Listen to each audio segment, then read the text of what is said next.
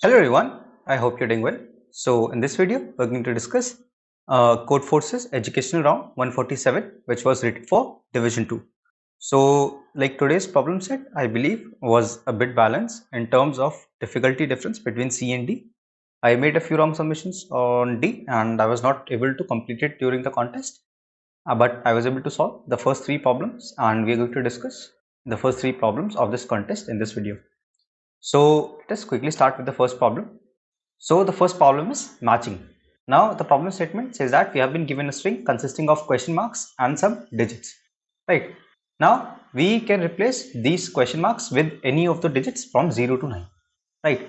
And the only constraint is that the first the first few digits cannot be 0. That means there should not be leading zeros, right? So it said that the final integer should be without any leading zeros, as well as it should be greater than 0, right? So it should be a positive number greater than 0. So these are the two constraints. Now we have to tell how many ways are there for us to form like the final string. So again, the final constraint is like the string that we have is will consist of at most 5 characters. So this is very useful. I'll explain you how. Now let us discuss the sample test cases first. Then we'll discuss the solution. So the solution is also pretty straightforward. It's not very complex, and the constraint will also help us. So you can see that if you have some question marks, right, this is the first test case.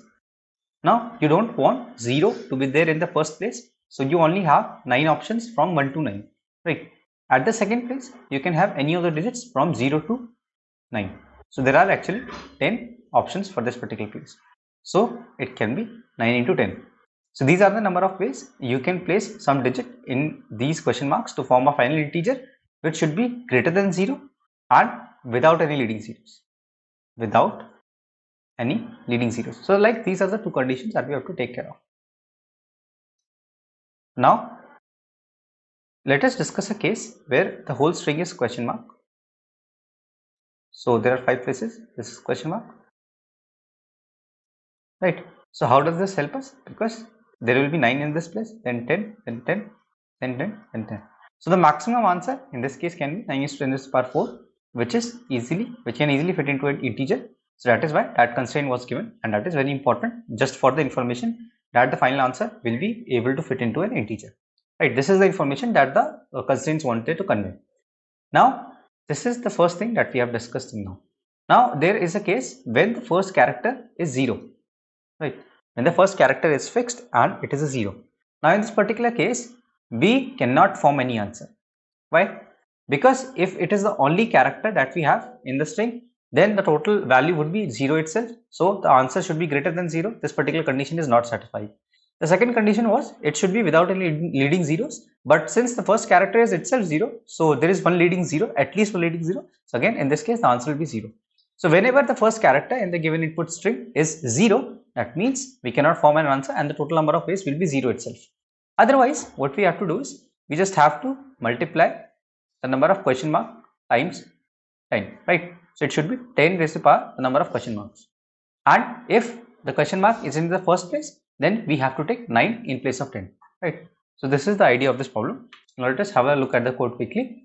So what I've done is I've taken an integer s and I just check whether the first character is 0. If it is 0, then I just output 0 and return from there, right? Now I've initialized my answer with 1. What I do is I just check whether the first character is a question mark. So if it is a question mark, I just multiply my answer with 9, because for the first character I can only place digits from 1 to 9. Now for the remaining characters, whenever I encounter a question mark, I multiply my answer with 10 and I just output my answer. So this would be the solution for the first problem. Now let us have a look at the second problem. So the second problem is sort the subarray. Now this particular problem statement says that we have been given an integer array A consisting of n integers, right? So like A was the original array and monocarp had chosen one range or one subarray from L to R, right? Both of these ranges are included. Now when he chose that particular range L to R, what he did was he sorted that particular range in non-descending order. So any element should be either equal to the previous element or it should be greater than the previous element. That is what they mean by non-descending order, right? So after sorting, we have been given the new array which will be denoted as A dash. So we have to tell what is the maximum size of the subarray, and we have to tell the values of L and R, which was initially chosen by Monocar to sort the array, right? So in this case, we'll be given two arrays, and let us discuss the sample test cases first, and then we'll have a look at the code. So we'll discuss sample test case, and then the constraints of this problem are again very interesting. So I believe like the problem authors have put much time and effort in like adding the constraints, and the constraints will, even if for this particular problem, even if you look at the constraints only, you will be able to realize a lot of things. So before that, let us have a look at this particular sample test case. So we're going to discuss the first sample test case, which is 6, 7, 3, 4, 4, 6, 5. The answer for this case is 2 to 5.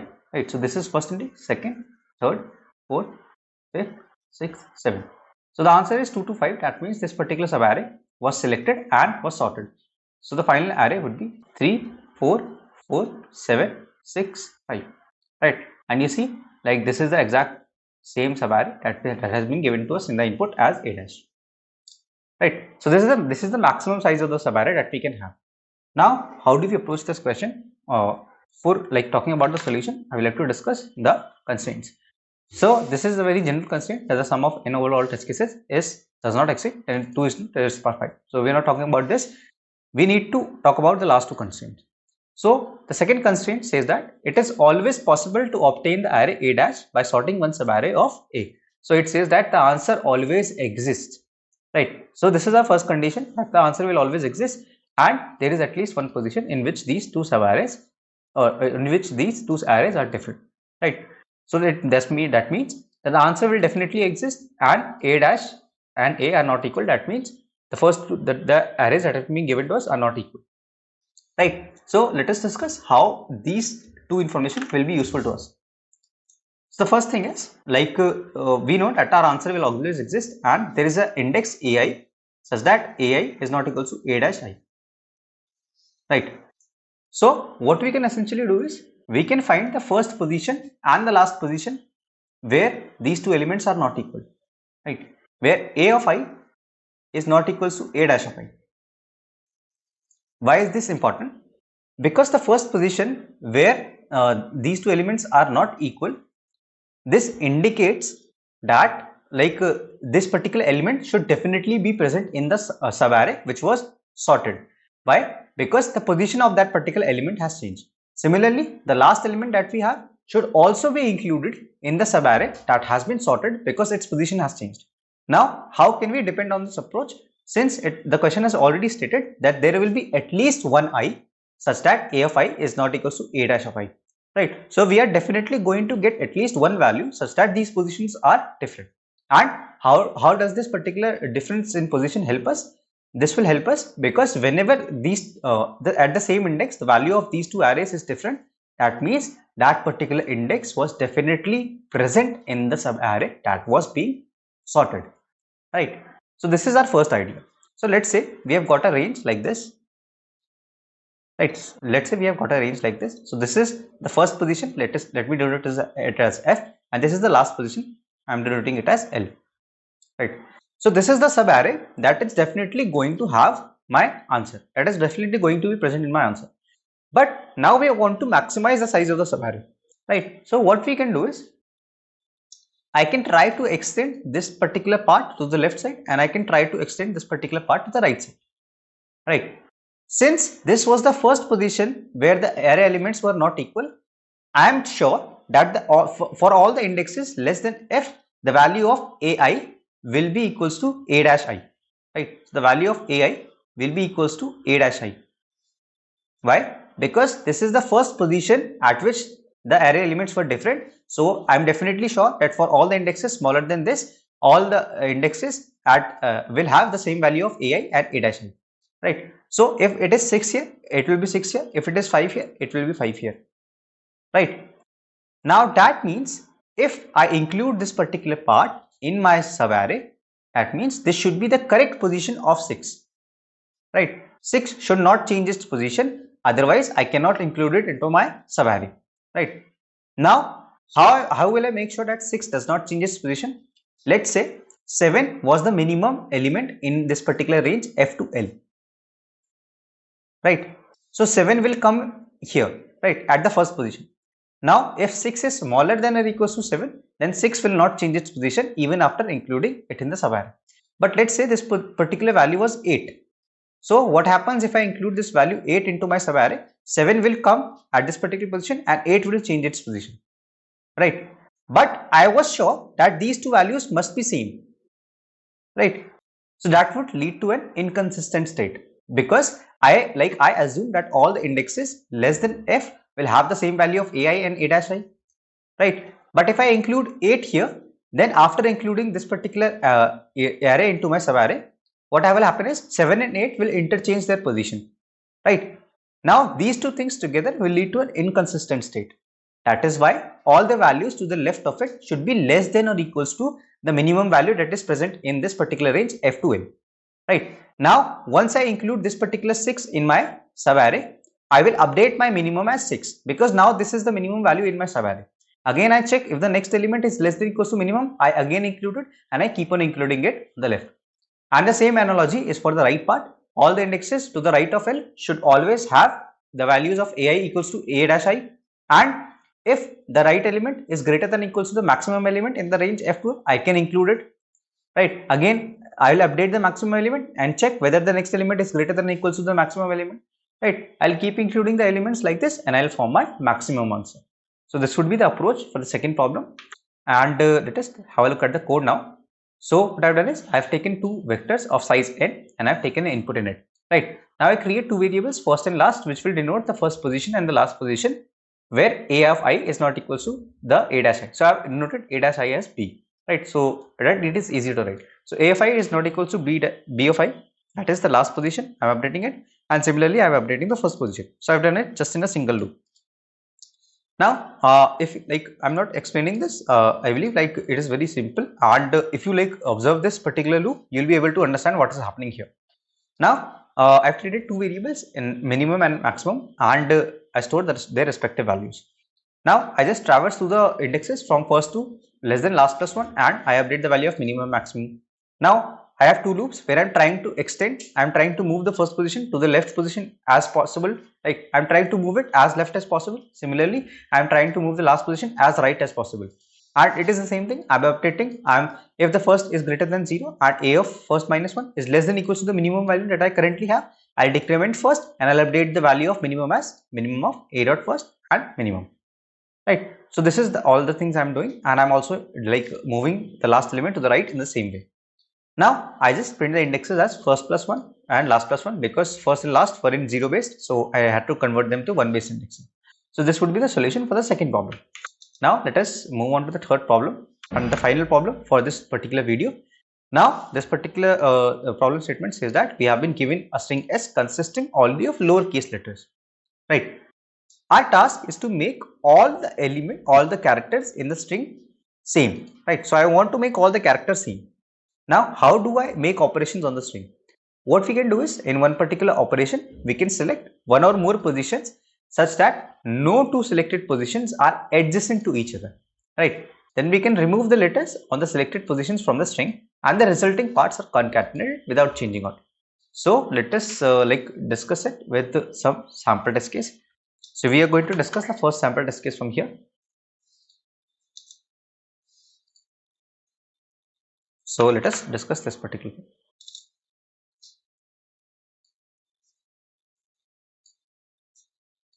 So this is the sample test case that we have.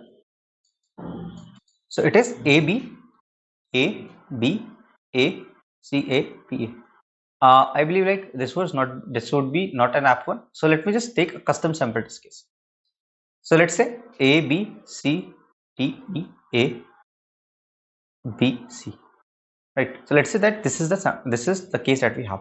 Now what we can do, since there are only 26 strings, right? What I can do is I can iterate through all the strings, and I can say that I want to make the string consisting of only A, I want to make the string consisting of only B, and I want to make the string consisting of only C. So if there are any other characters other than this particular character, I can remove them. So for each character I can do it and find the minimum answer.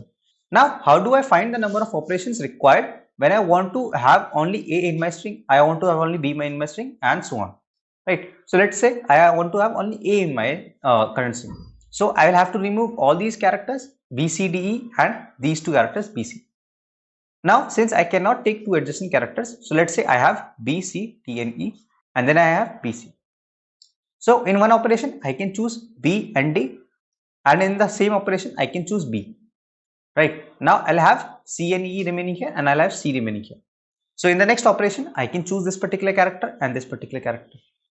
Right, now again I'll have E remaining here, so at the third operation I can choose this particular character. So in a total of 3 operations I'll be able to form my answer, right, or I'll be able to make a string consisting of only A's. So there will be 2 A present. Now you must have observed till now, if there are some strings like this, so if A was here, no matter like how many strings are here, then again I here, then no matter again how many string characters are here, you would see that whenever we perform some operation, let me just write it like this, we perform some operations like this. So these are the characters that we have. So the first operation that we perform is here, here and here. In the same operation I can do like this, and in the same operation I can do it like this. So here C and E will be remaining, here C will be remaining, here C will be remaining. Second operation, this one and this one. Now here E will be remaining. So the third operation I can remove this. So you must have observed that whenever I have a string of length 5, this is of length 5, this is of length 3 and this is of length 2. The smaller string will always get finished before the larger string. So my final answer would only depend on the length of the largest string that I have. Right. So what is the length of the largest string? What do I mean by the largest string? So the length of the largest string means the largest string not containing the letter I want to save. So for example, if I wanted to save A here, so the largest string not containing A is this one. Right. The second largest is this one and the third largest is this one. Right. So it should be like a consecutive string not consisting of that particular character. So you will see always the answer will depend on the largest string. Now how does it depend on the largest string? We can discuss this part. So at any instance, so in this case this was odd, so I can remove 3 characters. Right. If this was even B, C, D, E, I can remove 2 characters. So at each step you can see I can remove n by 2 characters. Right. So it is actually the seal of n by 2. So if the string length is n, I can remove n by 2 characters from it. Right. So the remaining string length will be n by 2. Again I can remove n by 2 characters, that is n by 4 characters from it. So the remaining string length will be n by 4, and I can keep repeating this operation until n becomes 0. Right. So this is exactly what we are going to do. We are going to take an n, right, and we are going to divide it by 2. You can also directly calculate it mathematically, but since this will not consume that many steps, we can also calculate it by dividing it by 2, going through all the values. So what I essentially have to do is, while n is greater than 0, I can increment my counter and I'll divide n by 2. So n divided by equals to 2. So this is everything I have to do. Right. Now what is the value of n? N will be the length of the largest string such that it does not contain the character I want to save. So in this case I wanted to save A, so it should not contain A. Right. So this will be the solution of the third problem. Now let us have a look at the final code. So what I have done is, I have taken the string s as input and I initialized the value of answer as infinity. Now what I do is, I just traverse through all the characters from 0 to 26, and this is the character that I want to save. Right. I just pass it to my helper function and I'll save my answer as minimum of answer comma the value my helper function returns. Right. So I am passing the value or the character that I want to save to my helper function. Now what my helper function will do is, it will initialize the max size as 0 and current size as 0. Whenever it encounters the character I want to save, that means I cannot increment my size further, so I'll set my max size as max of maximum size comma current. I'll set my current as 0 and I'll continue. Otherwise I increment the value of current, and at the end when I get it out of for loop, I just update the value of max size equals to max of max size comma current. Right. Now I can just count the number of steps I need to make this max size equals to 0. So at each step I am dividing the max size by 2 and I am incrementing my counter value.